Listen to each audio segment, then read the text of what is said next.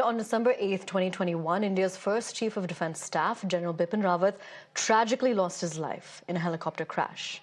The Mi-17 V5 helicopter carrying the general, his wife, and 10 others crashed in the dense forest near Kannur in Tamil Nadu's Nilgiri Hills. After extensive investigations, a report from the Standing Committee on Defence presented in the Lok Sabha in December 2024 has stated the cause of the crash, and the committee's findings have attributed the tragic incident to human error. This conclusion pointed to errors made by the crew members during the flight, leading to the fatal crash. Well, if you ask for details, then the Defence Committee, Standing Committee report doesn't actually offer any details. All it has is a column of aircraft crashes, in which there is a column that says on the 8th of December 2021, a Mi-17 crashed. What was the reason for that crash is given. It only says human error, and in brackets it says air crew.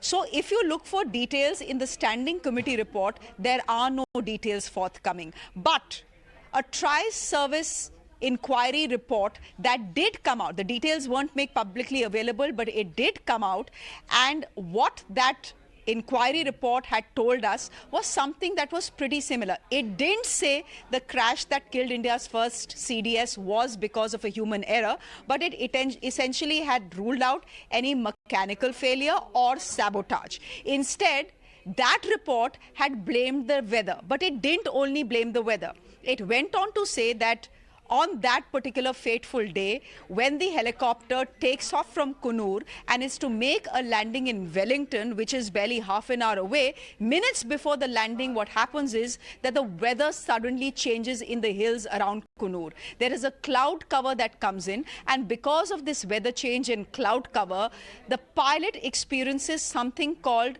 a spatial disorientation, because of which the helicopter crashes into a nearby hill, killing all 14 people on board.